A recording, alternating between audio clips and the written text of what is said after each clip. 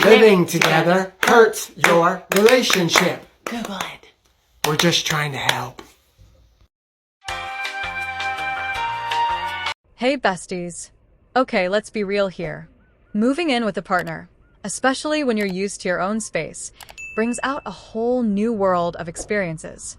Living with a man has its ups, downs, and surprises, and honestly, it's a roller coaster that no one quite prepares you for. Today, we're getting into all the funny, relatable, and sometimes chaotic parts of sharing your home with a man. So, grab a drink, settle in, and let's get into it. So, that first week of living together is usually pure bliss, usually being the key word.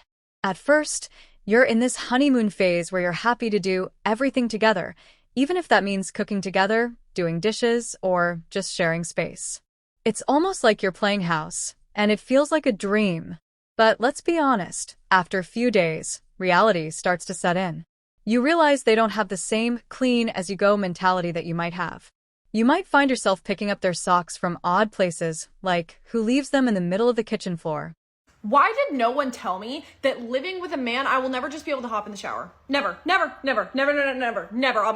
never be able to just hop in the shower and go, hey babe, I'm hopping in the shower without up on the shower curtain. Can I get in? No, you cannot. I'm doing an everything shower. I'm shaving. I'm shaving from my eyebrows down to my toe knuckles. And I would rather do that in silence instead of platonically showering with you and your man soap getting all over me and then me smelling like a dude. Let me have my girl time. Okay. Let me have my girl time. Let me shave my entire body. And then I want to get out and I want to, in silence,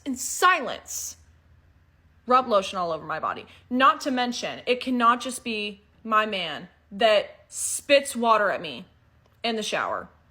There's no way. It's just mine. It would be impossible. And I'm constantly like this. No, stop. You're going to get my hair wet. Because the water is splashing off of him and getting onto me. Like, I'm done. The bathroom. Let's just say you learn a lot about someone from how they use it. Living with a man means adjusting to some unexpected bathroom quirks. Suddenly, there's a whole collection of products that you never knew they owned. Or, on the other hand, they only have one shampoo, body wash, and conditioner in one bottle, and they're done. Oh, and then there's the endless debate about putting the seat down. For some reason, the toilet seat becomes a recurring topic. You'd think it's a simple thing to remember, but no, it's like trying to teach a dog a new trick sometimes. You start wondering, is it that hard? Don't move in with no man. I don't care how hard it gets. I don't care what he'll pay for, how much he love you. Because when everything get bad, he starts struggling, he gonna want you to do everything when he don't want to promise you everything. Let's talk about the Thermostat Wars. I don't know why, but I swear men feel like they're in a sauna at all times. They want the room cold enough to hang meat, while you're there shivering under 3 blankets. And when it comes to convincing them to turn it up a degree or 2, you might as well be asking for a miracle. Then, there's the closet space dilemma. Suddenly, you realize that all those shelves and hangers that used to be filled with your stuff are now being shared. And let me tell you, it's a test of your patience because, somehow, his stuff manages to find its way onto your side of the closet. One minute, you're organized, and the next, it's like his entire collection of graphic tees has invaded your dress space.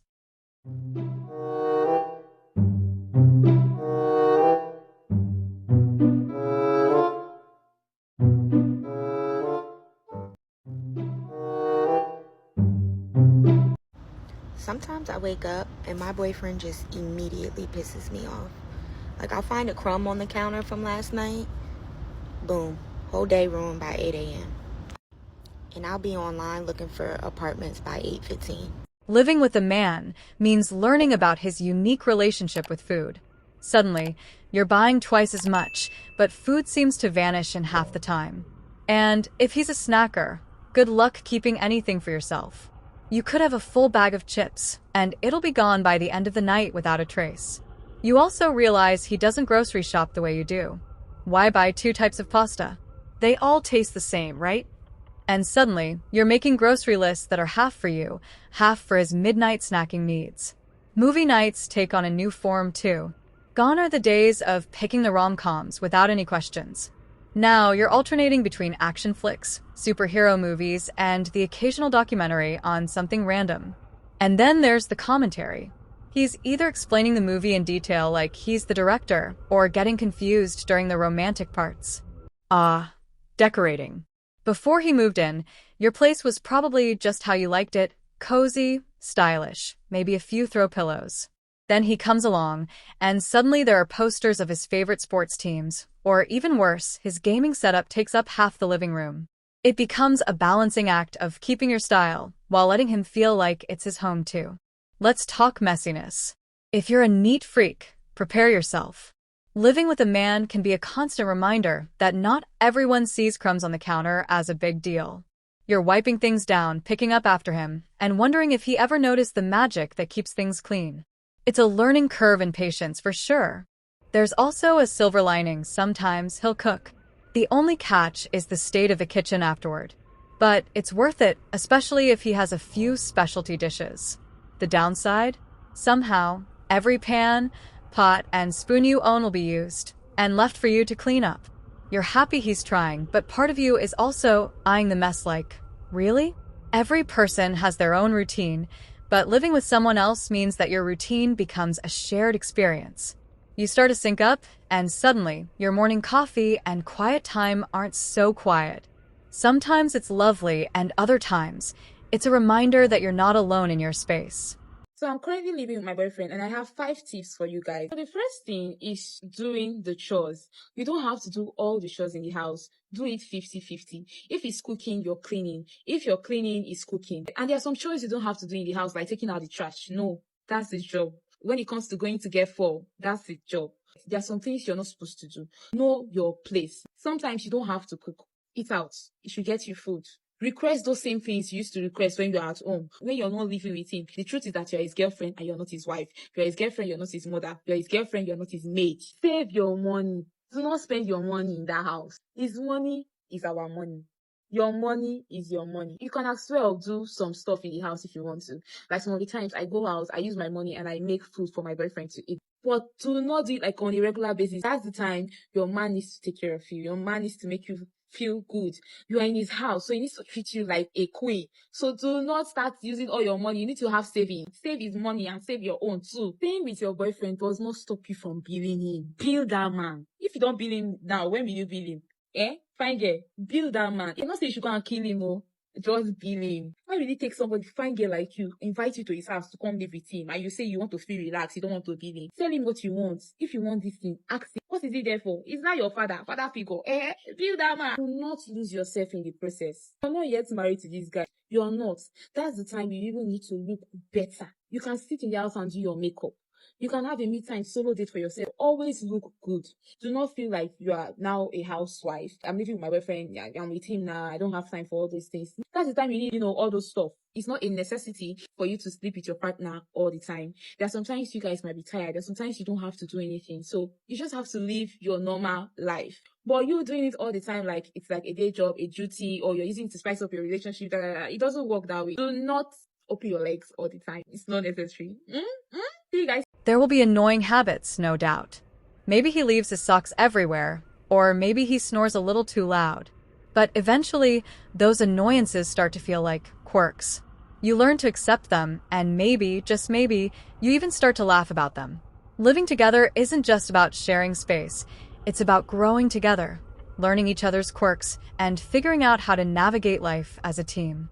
You start to feel like you're in it together, and you realize that sharing a life with someone is about finding joy in the everyday moments, even when they're a bit messy. The reason why the percentage of people getting married has gone down is because people are living together before getting married, and women are realizing how much of a disadvantage this is to their lifestyle. Okay, let me show you what it was like living with a man. I lived in this apartment for 1 year with a man, okay? Every day he would get home from work, he would sit on the bed, take off his socks, and he would put them right there. Now, I don't know if you're as blind as he is, but that is my laundry basket. And every day he put his socks right there. Okay, so every morning I rolled out and I automatically reached for those socks and put them here. So one day when I got back home from work late at night and I saw the socks For the millionth time, I took the laundry basket and I hit him as hard as I could, right? And it's just like, then I was called crazy, you know? And I haven't dated a guy since because I don't know how to explain that to another man without going insane. When it comes to moving in together with your partner, most people think that the important things are having a stable income or that they need to be married. But I have a different take on it. You ready? The most important thing is that your partner needs to have lived on their own before. Like, they've got to have some solo living experience before moving in with you. And I'm not saying they have to live alone necessarily. Even living with roommates during university is fine. But if they're going straight from mommy's house to your shared home, it's a whole different ballgame. They're going to bring all of the dynamics that they have with their parents right over to your house without understanding the real world adult responsibilities. For example, they will lack the experience of taking care of their own chores or time management when it comes to grocery shopping. It's no joke. You've got to have that experience. Otherwise, it's going to be from mommy taking care of him to you taking care of him. If I could give advice to people about living with your significant other, I would say don't do it. Don't have your living situation more permanent than the state of your relationship, because your relationship could end with 2 words: we're over. And your lease, you'll be stuck with that until it's over, and then you'll probably have to move, and it's not worth it. Divvy up the chores before you move in together. And then they're gonna try to pull some, oh, we'll just figure it out as we go along, like I'll just do it as I see things. That's not gonna happen, because you know what, you're gonna end up doing everything and you're gonna be frustrated. Divvy up the chores, trust. Don't forget date nights. I swear, just because you live together does not mean you shouldn't get dressed and go out and do something fancy. Don't text each other or call each other throughout the day, unless it's an emergency. But don't do it, save it for when you guys see each other. Have hobbies outside of the relationship, and do not forget your friends. I'm gonna say it again. Don't forget your friends, because your friends are gonna be the only other people you're gonna see outside of your boyfriend. You don't wanna be the person whose only friend is your boyfriend because you live with them. This is my opinion, but cook together. I swear it makes the world of a difference, and it's not like you're doing the whole cooking. Make sure you're both doing chores. Just because they were supposed to do it doesn't mean you can't thank them. If they did the dishes, thank them. I would suggest doing a hobby together. Not everything needs to be a conversation, and not everything needs to be an argument. Trust me on that, save your energy. Before you open your mouth and confront the other person about anything, ask yourself, is this how I would want to be spoken to? Don't go to bed angry. Play music, dance around, laugh. So there is a statistic that says that people who live together before marriage are at an increased risk of divorce. In digging into this statistic, Stanley, Markman, and Rhodes identify that there are 2 groups of people who wind up living together before marriage, and they called them sliders and deciders. Deciders are people who intentionally make the decision to live together as a compatibility test for marriage. On the other hand, sliders are people who sort of wind up living together for other sorts of reasons, like they want to save on rent so they move in together, or like their leases were up and they already spend so much time together, they may as well just live together. And so for deciders, or for example, people who are engaged before they moved in together, they are not at increased risk of divorce compared to people who wait to live together until they're married. So what is it about sliders that actually puts them at an increased risk for divorce? Well, it's actually sort of a culmination of a variety of different things. The first is this idea that people who sort of wind up living together sort of wind up doing other things down the road too. So, oh, well, we already live together, we may as well get engaged to be married, because that's sort of the next step. And like, all right, well, we're already engaged, I guess it's time to start planning our wedding. And then we're married, I guess it's time for us to start having kids. And that sort of pattern of falling into the next step is sort of one of the risk factors for worse marital or relationship outcomes. And the second contributing factor to why they're at an increased risk for divorce is this increased risk of uncertainty in the relationship. So for people who don't make a decision to live together and they sort of wind up living together, there's a lot of ambiguity around what this means for our relationship. So while my partner decided to move in with me because he wanted to save on rent, I'm living with him as a compatibility test for marriage, and we haven't really been talking about engagement, and now I'm wondering if I'm more committed to this relationship than my partner is. Or like I've been waiting a couple of years because we've been living together a while, and I'm waiting for the ring, but my partner doesn't even know that I'm waiting for the ring because we don't really talk about those sorts of things. And that festering of uncertainty can really erode at the foundation of your relationship. And so when those people do eventually get married, they're not the kinds of people that are talking about the state of their relationship necessarily. And that lack of relationship talk is a risk factor for divorce as well. So it's not living together that's a problem. It's not talking about what it means for you and your relationship and your partner and your commitment to each other that is the problem. And those things are sort of characteristic of sliders, and they're not really concerns for deciders. So, besties, living with a man is a wild ride. There's the good, the funny, and sometimes the frustrating, but in the end, it's about sharing a life. It's learning to appreciate the weird and wonderful sides of each other. If you're considering it, or if you're already in the same boat, just remember, it's not always picture perfect, but it's those imperfect moments that make it all worthwhile. Thanks for hanging out and sharing a laugh with me, and I'll see you next time.